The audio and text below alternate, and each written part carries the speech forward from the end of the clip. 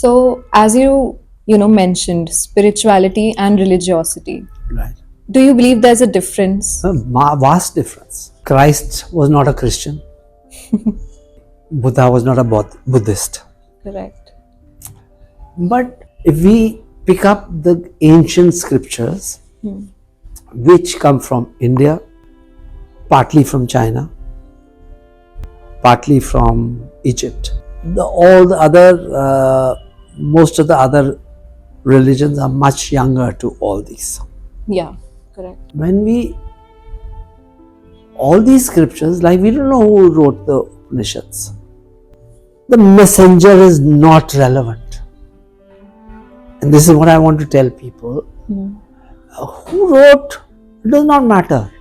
Okay?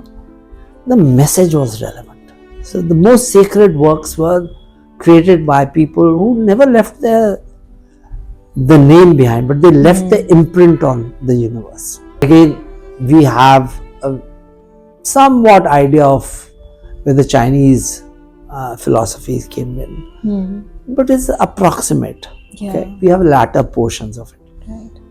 Like we have Shankaracharya, who brought in the Vedanta. Right. But the philosophy is much earlier.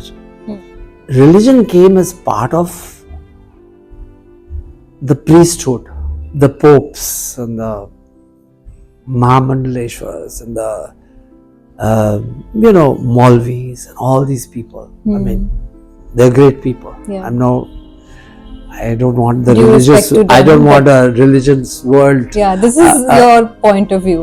It's my point of Strictly view. your point of view. So what Buddha said, he said. Then there were people who interpreted him, and they were not always as great as the original. So they brought in their Biases, their selfish reasons, their control mechanism, because large number of religions were brought that the king was the messenger of the god. Right.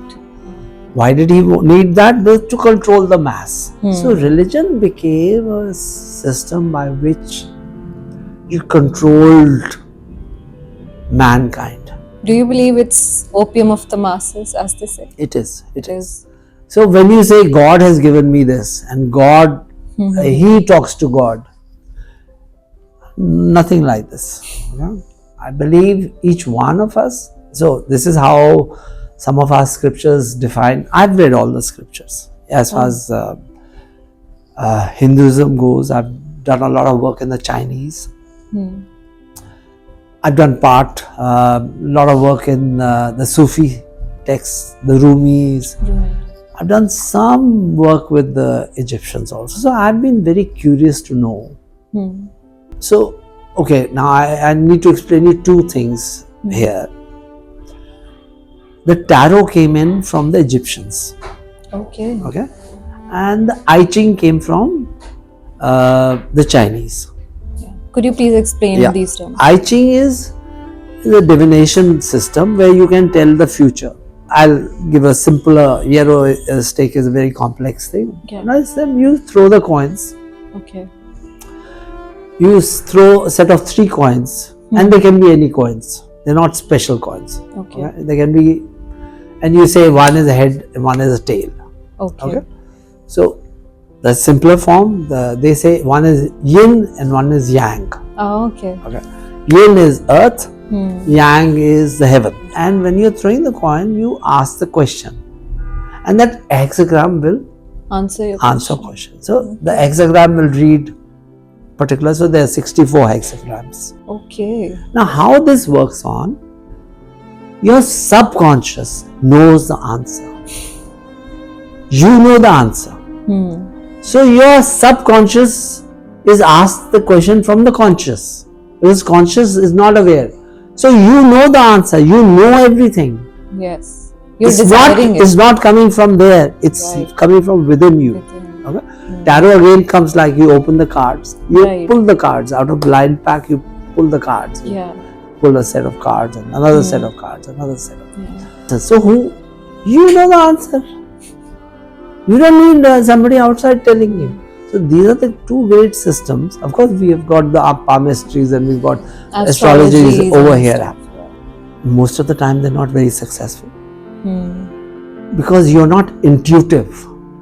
It's not an arithmetical thing. It's not 2 plus 2. Yes. It is psychic, and you have to be at that wavelength.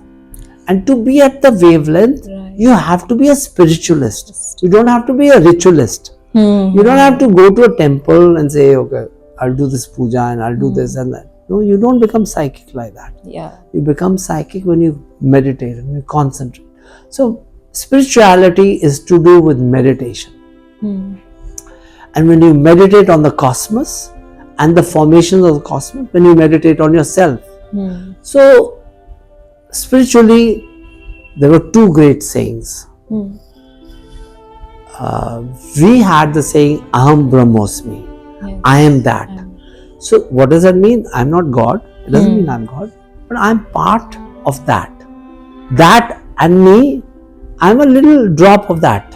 So to reach that, I need to go to the drop, become conscious of the drop, and I'll reach that. How the Upanishads describe God is Neti. This is not it. This is not it. This is not it. Okay? This is not that. Okay?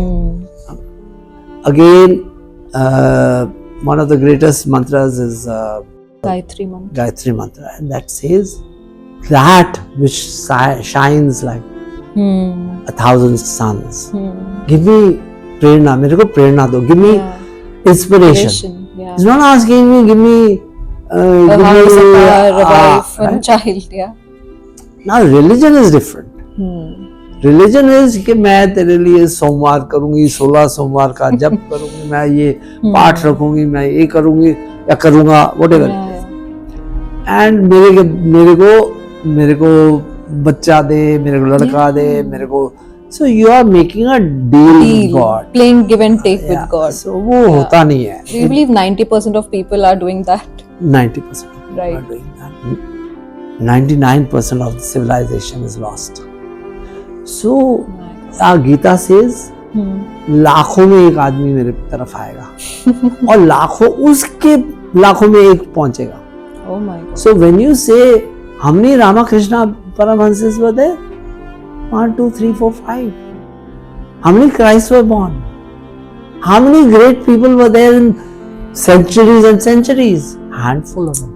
To be a realized soul, you need to be a spiritualist, not a religious person. So I asked him, I said, Manga, are you scared of death? And he was smoking. So he said, no.